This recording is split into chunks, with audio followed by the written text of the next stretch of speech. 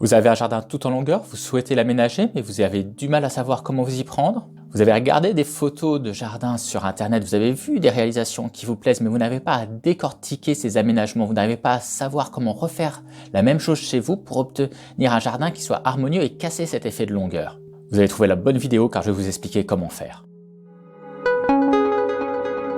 Bonjour, je suis Bertrand Lambert, je suis paysagiste et sur cette chaîne, je vous aide à concevoir et aménager votre jardin vous-même. Dans cette vidéo, je vais vous présenter 4 règles d'aménagement spécifiques au jardin tout en longueur.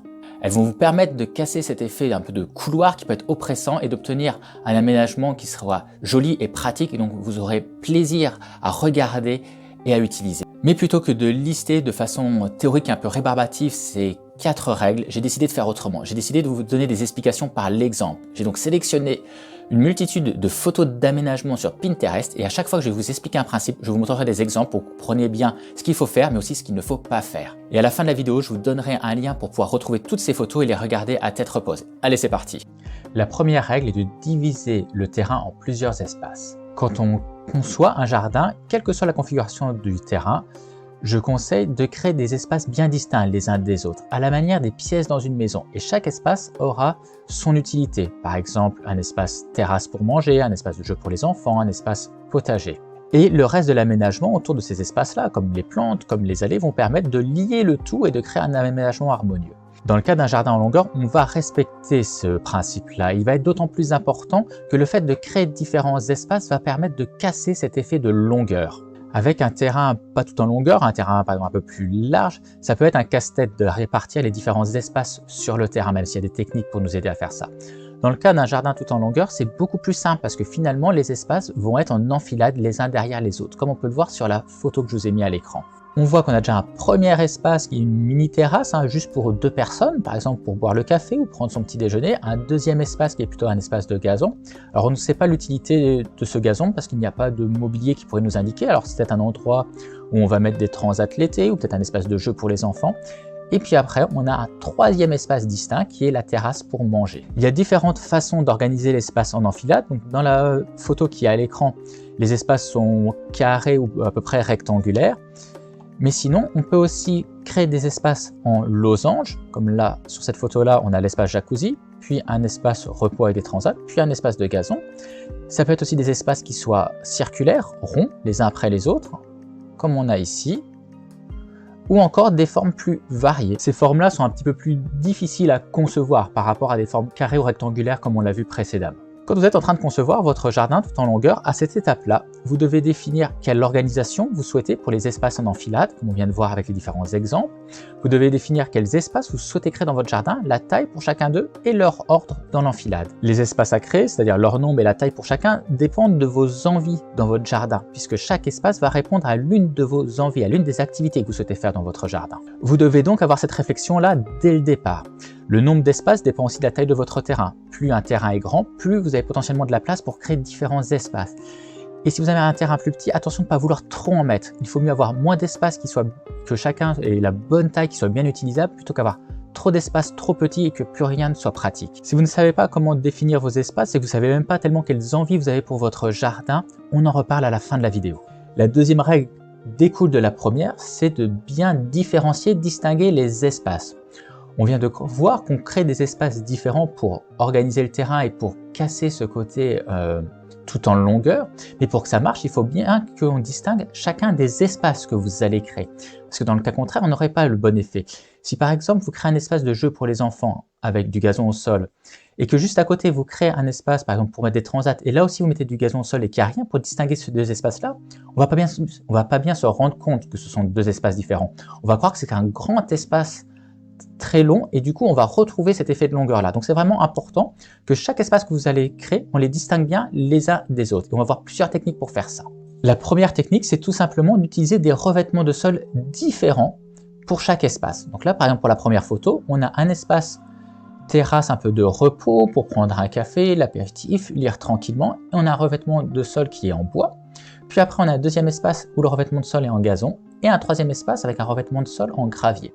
Bon, l'aménagement en lui-même mériterait d'être un petit peu plus peaufiné, d'être un petit peu plus joli, agrémenté, mais on voit bien la technique. On voit bien la technique qu'en utilisant des matériaux de sol différents, tout de suite, les différents espaces, on les voit parfaitement, on les distingue bien.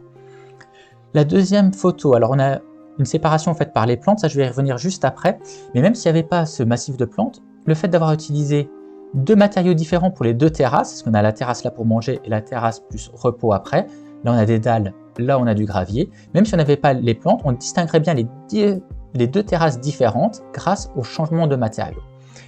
Et la troisième photo, là, c'est pour vous montrer qu'on n'est pas obligé non plus de multiplier les matériaux différents. Parce que si on utilise trop de matériaux différents dans un jardin, après ça fait un petit peu fouillis, il n'y a pas de cohérence. Et dans cet exemple-là d'aménagement, on a des pavés pour le premier espace qui est plus un espace un peu d'entrée, et on retrouve le même matériau pour l'espace au fond avec la table.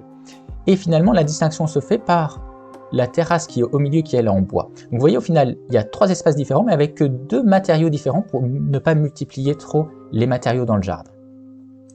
La deuxième technique pour distinguer les espaces, c'est de créer des différences de niveau, donc des différences de hauteur d'un espace à l'autre. Si votre terrain est en pente, de toute façon, ça va s'imposer de créer des niveaux plats les uns à la suite des autres. Donc là, en plus, il y a eu d'autres techniques comme avec les plantes qui ont été utilisées, avec des différences aussi de matériaux. D'ailleurs, vous verrez souvent que dans la plupart des cas, dans la plupart des aménagements que je vais vous montrer, on n'utilise pas une seule technique, mais plusieurs techniques pour bien distinguer les espaces.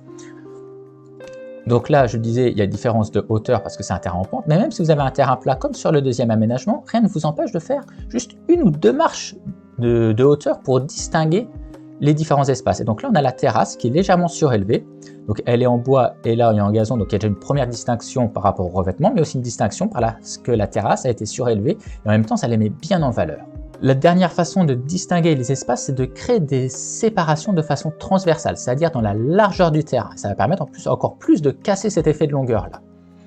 Donc là, on le retrouve sur cette première photo où on a mis un petit peu des massifs, des bandes de plantes de façon transversale pour bien séparer les espaces. Vous voyez, là, on a un premier espace de gazon, puis un deuxième. Grâce à la séparation des plantes, on voit bien que ce sont deux espaces qui sont différents. Donc quand vous faites ces séparations en plantes, ça peut être des plantes variées, comme ici, ou même des mini-haies. Dans les deux cas, ce qui est important, c'est de ne pas faire quelque chose de trop haut. Et cette règle-là, elle est valable pour toutes les séparations transversales que vous allez pouvoir mettre. Le but, c'est de distinguer les espaces, mais ce n'est pas de les cacher les uns derrière les autres. Si vous faisiez une haie ou une séparation transversale trop haute, finalement, vous allez cacher le fond du jardin et du coup, ça va faire oppressant parce que du coup, on va avoir un effet de confiné dans un espace. Et voilà, on a vraiment un côté oppressant, ça ne sera pas très joli. Donc on peut créer des séparations, les séparations pour vraiment bien distinguer les espaces, mais pas pour les cacher les uns derrière les autres. Donc on peut mettre des plantes directement à ras du sol ou avec juste une petite bordure, comme ici ou comme là. Mais on peut aussi utiliser des bacs pour créer justement cette séparation un petit peu plus en hauteur sans jamais être trop haut. Et j'ai mis ce dernier aménagement là parce qu'il est assez marrant. Là on voit en fait la séparation, elle est ici avec les plantes, mais les plantes ont été un peu mise un petit peu en profondeur par rapport au reste de l'aménagement et du coup on doit prendre un petit pont pour passer de l'un à l'autre. Bon, c'est quelque chose d'assez technique, ça va pas être facilement réalisable, mais j'ai trouvé ça un petit peu marrant parce qu'on voit toujours les plantes en hauteur et là le fait d'avoir même ce petit pont pour passer d'un espace à l'autre, je trouvais que c'était vraiment un truc assez sympa. On continue avec d'autres exemples. Donc ces séparations transversales, on a vu les plantes, mais ça peut être aussi des murets comme ici. Là en final, si on n'avait pas cette séparation, ça ferait une immense terrasse. Et ça ferait même un peu trop grand pour cet espace qui est tout en longueur. Le fait d'avoir créé ce muret qui sert en même temps de banc permet de bien séparer la terrasse pour manger de l'autre espace terrasse un peu plus repos.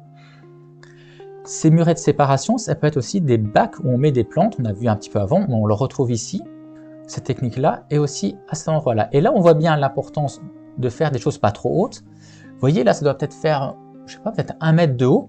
Ça suffit à bien séparer les espaces et au moins ça cache pas le fond du jardin, ça ne crée pas d'enfermement et de choses trop oppressantes. Et dans cet aménagement-là, c'est un bassin qui sépare les deux espaces. Il y a aussi la différence de hauteur, mais même si on avait mis un bassin au ras du sol, on aurait bien cette séparation qui serait vraiment sympa. On peut aussi imaginer, j'ai pas de photo, mais une clôture, par exemple si vous créez un potager, et des fois on peut vouloir clôturer un potager avec une petite clôture assez sympa en bois par exemple pour éviter que les animaux de compagnie y aillent, et bien ça peut être une façon de séparer les espaces aussi. Donc comme je le disais, souvent on va utiliser plusieurs techniques de séparation pour renforcer le côté distinction et en même temps ça permet d'apporter de la décoration avec des matériaux décoratifs, avec les plantes. Donc si vous êtes en train de concevoir votre jardin tout en longueur, à cette étape-là, vous devez choisir quelle technique vous allez utiliser pour séparer chaque espace les uns des autres et du coup choisir les matériaux ou les plantes que vous allez utiliser. La troisième règle qu'on va voir ensemble, c'est de faire oublier les limites de votre terrain. Souvent, les jardins en longueur sont bordés de murs ou de claustras de séparation qui permettent donc de séparer avec le voisin, mais c'est des séparations qui sont souvent assez hautes et souvent identiques sur toute la longueur, donc extrêmement rectilignes et monotones. C'est donc important de trouver des techniques pour dissimuler même partiellement ces limites-là et donc faire oublier le côté tout en longueur et rectiligne et avoir quelque chose de beaucoup plus agréable à regarder et à utiliser. Donc on va voir plusieurs techniques pour faire disparaître ces limites. Alors déjà, la façon dont vous avez choisi d'organiser vos espaces a une importance. Parce que si vous avez choisi de partir sur quelque chose, par exemple en losange ou en rond, ça laisse de la place déjà sur tout le long du bord. Alors tout le long comme ici, ou du moins une bonne partie des bords, et ça permet comme ça d'apporter de la végétation, de créer des massifs qui vont permettre de dissimuler les limites du terrain. Alors soit les dissimuler sur toute la longueur, comme par exemple ça peut être le cas ici, ou soit partiellement. Et ce n'est pas grave que ça soit juste partiellement, parce que rien que le fait déjà de mettre de la végétation à certains endroits et de masquer partiellement le mur, ça va casser le côté rectiligne et monotone qu'on peut avoir sur tout le long. Donc ne vous inquiétez pas si dans les techniques qu'on voit, vous ne pouvez pas les mettre en application sur toute la longueur de votre terrain, mais que ça va être juste par touche, c'est pas grave, ça va quand même aider à dissimuler les limites de votre terrain et de le rendre beaucoup plus agréable.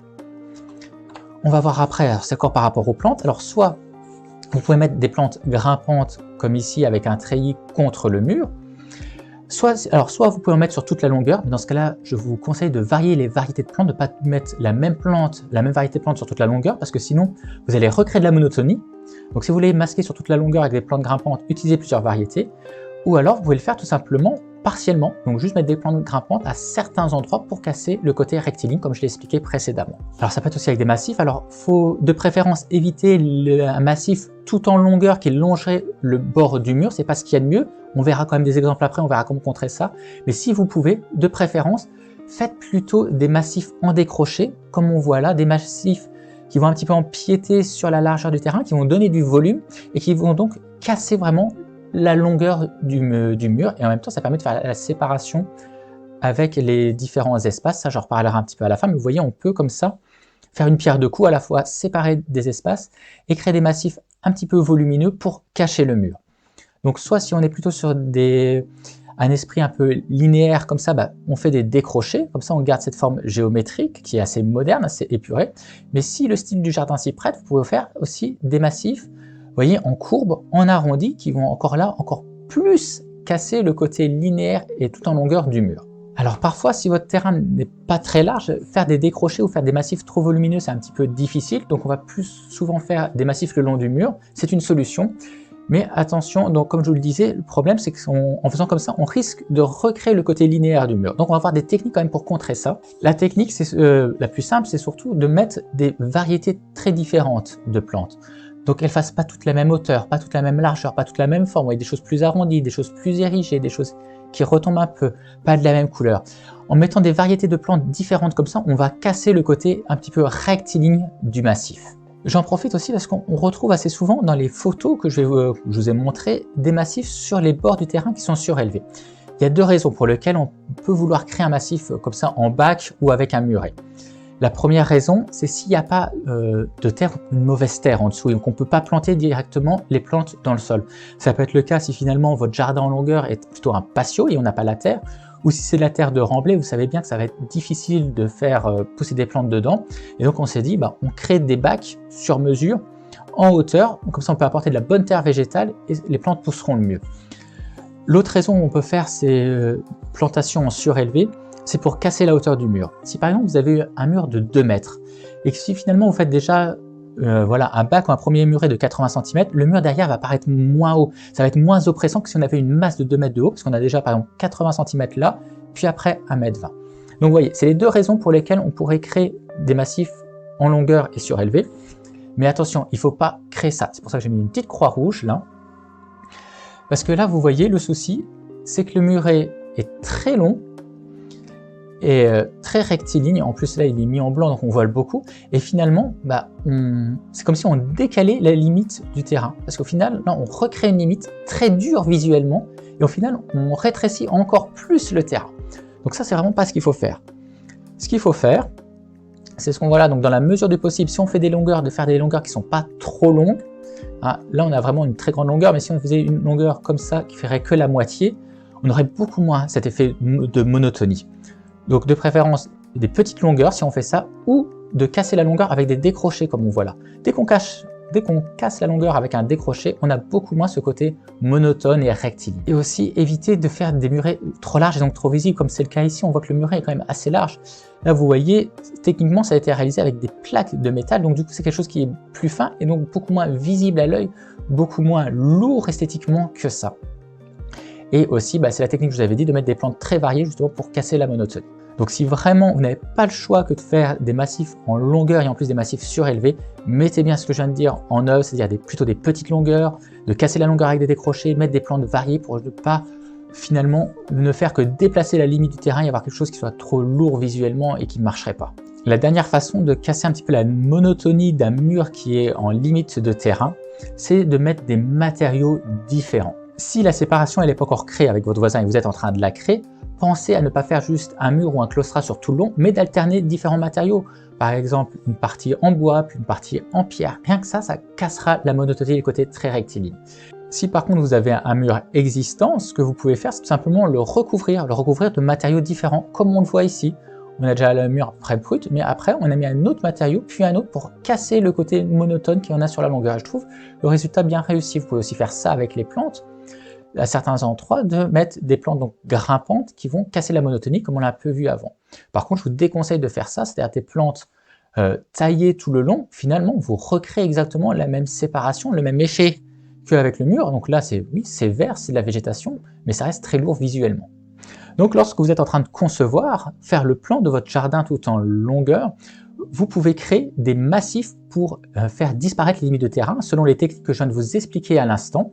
Vous pouvez aussi modifier déjà des massifs auxquels vous aviez réfléchi. Si vous aviez choisi de mettre des massifs ou des plantes alignées pour séparer un espace d'un autre, vous pouvez transformer ça plutôt en massif un peu plus volumineux, un peu plus dégradé, faire une pierre deux coups à la fois, casser la monotonie du mur et séparer un espace d'un autre. Et sinon, n'hésitez pas à mettre des plantes grimpantes ou différents matériaux sur le mur, là encore pour casser le côté monotone. La quatrième règle est de ne pas créer de perspective dans votre jardin tout en longueur. C'est un conseil qui peut paraître contre-intuitif, car souvent dans les aménagements de jardin, on essaye de créer des perspectives vers le fond pour attirer le regard, pour donner envie d'explorer le reste du jardin, et c'est vrai que ça marche particulièrement bien pour les grands terrains. Mais il ne faut surtout pas faire ça pour les jardins en longueur, car si vous créez une perspective, vous allez renforcer le fait que vous avez un jardin qui est long et étroit, et vous allez annuler tout le travail qu'on a vu précédemment. Donc concrètement, qu'est-ce qu'il faut éviter ? Donc je vous ai remis cette photo-là, on l'a déjà vue ensemble, mais parce qu'en fait c'est un double problème. On a vu déjà le problème de faire des massifs tout en longueur et surélevés avec des gros murets, car finalement on ne cache plus le bord du terrain. Mais en plus, en faisant ça, on crée une perspective. Et donc il faut absolument l'éviter, comme je viens de vous les expliquer avant. Alors, je vous ai déjà donné les conseils pour justement, si on a quelque chose comme ça, pour casser cet effet de longueur-là, en faisant des décrochés, en faisant des petites longueurs. Je ne vais pas y revenir, je vous l'ai expliqué juste avant. Alors je vous ai mis aussi une autre photo. Là, à cet endroit-là, on pourrait dire que ça va, parce que les plantes sont effectivement surélevées avec un muret, mais il n'y a pas de grande longueur, il y a des décrochés. Donc ça, c'était une bonne chose. Le souci ici, c'est qu'on a créé une symétrie. On a créé la même chose de chaque côté du jardin.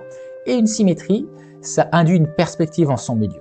La perspective qui va en plus la renforcer, parce qu'il y a des pas japonais, donc une petite allée par la suite. Donc il faut absolument éviter ça. Il faut vraiment éviter dans un jardin en longueur de jouer sur les symétries, car en jouant sur les symétries, vous créez de la perspective au milieu et vers le fond, et c'est ce qu'on évite pour éviter justement de renforcer cet effet de couloir. L'autre chose qu'il faut absolument éviter, c'est de créer une allée rectiligne sur toute la longueur ou sur une grande longueur dans le jardin, et encore pire, c'est là en plein milieu. Et là, c'est vraiment ce qu'on a sur cette photo-là. Sur cet aménagement-là, je suis désolé, mais rien ne va. Bon, déjà, il y a des massifs qui ont été faits sur le côté. Alors là, c'est pas des murets, c'est de la haie taillée, déjà gros entretien. Mais en plus, c'est très rectiligne, donc finalement, il y a déjà le côté symétrie, et le fait qu'il soit rectiligne redonne à l'esprit qu'on a un jardin qui est tout en longueur. Les côtés sont pas cachés. Mais là, le pire, c'est cette allée-là. Donc déjà, on crée de la perspective vers le fond. Donc, je vous l'ai expliqué juste avant pourquoi on ne fait pas ça. Mais en plus, elle est en plein milieu. Et là, du coup, par exemple, on divise l'espace du gazon en deux. Dans l'absolu, on aura un bel espace de gazon, bien utilisable, on peut faire pas mal de choses dessus. Et là, on se retrouve avec du coup deux petits espaces qui sont beaucoup moins utilisables. En plus, le fait de l'avoir mis au milieu, c'est pas du tout pratique vis-à-vis de la terrasse, parce que si vous avez l'habitation là, si vous voulez aller sur votre allée, vous êtes obligé de faire tout le tour du mobilier pour accéder à l'allée. Et en plus, à la fin de l'année, bim, on tombe sur le tronc d'un arbre. Là, ce qu'il aurait fallu faire, c'est mettre l'allée sur le côté. Vous mettez l'allée par exemple sur le côté et au milieu ou aux 2/3, vous faisiez un petit décroché ici. Comme ça, vous gardiez bien un bel espace de gazon. Vous n'aviez pas une trop grande longueur puisqu'on fait le décroché. En plus, là, on voit qu'on a une porte, donc le décroché peut déboucher sur cette porte-là. Ça permettait de créer un massif là un petit peu plus en largeur et de casser la longueur de la limite.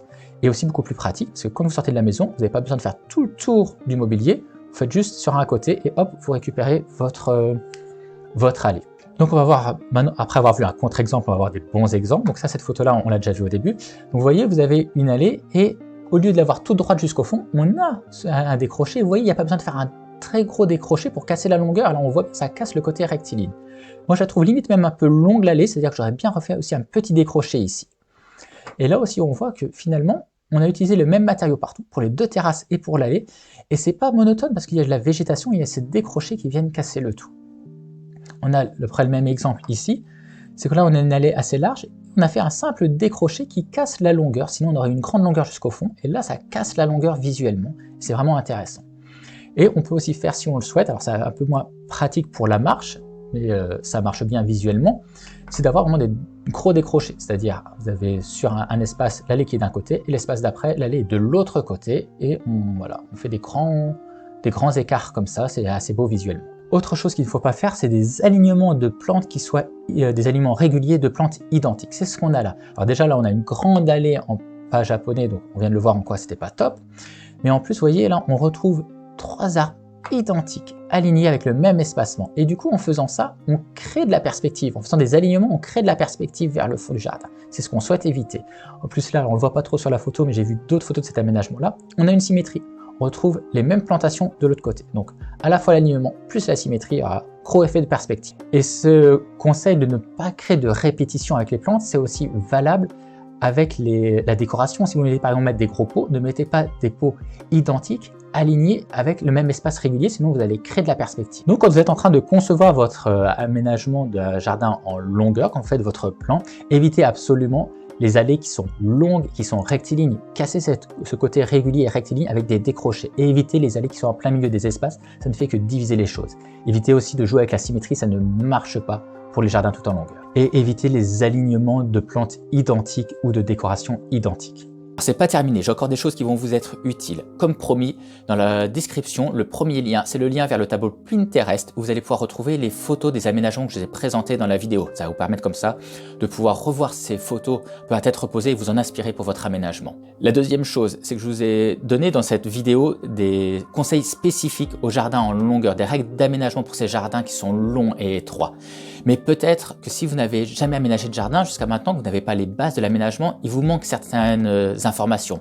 Comme par exemple, au début de la vidéo, je vous ai parlé du fait qu'il faut définir ce que vous souhaitiez faire dans votre jardin pour créer des espaces qui correspondent à ces envies-là. Alors si vous ne savez pas comment faire, j'ai un guide qui s'intitule « Le plan d'action pour aménager son jardin en partant de zéro ». Dans ce guide, vous allez retrouver toutes les informations de base pour vous aider à concevoir et aménager votre jardin si celui-ci est vide ou presque.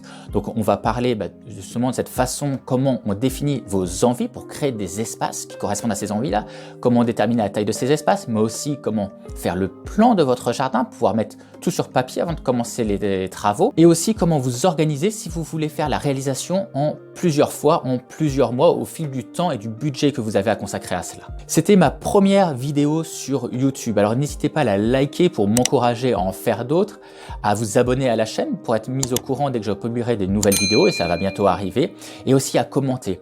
Commenter pour me dire déjà si vous avez apprécié cette vidéo-là, est-ce que les conseils vont vous aider? Mais me commenter aussi sur la forme. Est-ce que la façon dont j'ai filmé, la qualité, est-ce que tout ça vous plaît ou est-ce que vous auriez d'autres idées à me suggérer pour les prochaines vidéos? Et justement, est-ce que vous avez aussi des idées de thèmes que je pourrais aborder dans les prochaines vidéos? J'ai déjà quelques idées en tête, mais je prendrai aussi en compte vos commentaires. Et enfin, si vous ne me connaissez pas, je suis Bertrand Lambert, je suis paysagiste. Donc là, c'est ma première vidéo sur YouTube. Mais avant ça, ça fait déjà 10 ans que je donne mes conseils sur un blog dédié à l'aménagement du jardin pour vous aider à concevoir et aménager vous-même votre jardin. Alors, je vous donne l'adresse du site, elle est dans la description de la vidéo, c'est aménagementdujardin.net. Et quand vous êtes sur le site, dans le menu, vous avez la rubrique conseils, vous allez retrouver des conseils par rubrique, donc pour concevoir votre jardin, choisir les matériaux pour l'esthétique, pour des choix de plantes, des exemples de plantes. On parle aussi de la façon d'intégrer le potager dans le jardin. Il y a des tutoriels do it yourself. Donc n'hésitez pas à aller explorer tout ça. Il y a près de 200 articles de conseils. Donc il y a beaucoup de choses à voir et qui pourront vous aider dans votre jardin. Et quand vous arrivez sur mon site, sur la page d'accueil, vous avez un petit encart pour mettre votre adresse email et vous abonner à la newsletter. Ça vous permettra de recevoir un message dès que je publie une nouvelle vidéo sur YouTube, un article sur mon blog, mais ça vous permettra aussi de recevoir des conseils inédits pour votre jardin. Parce que certains de mes conseils, je les réserve uniquement aux gens qui sont abonnés à ma newsletter, je ne les publie pas ailleurs. Et cette inscription à la newsletter est bien évidemment gratuite. Voilà, je vous ai tout dit, je vous remercie beaucoup d'avoir suivi cette première vidéo et on se retrouve très bientôt sur YouTube et sur mon site.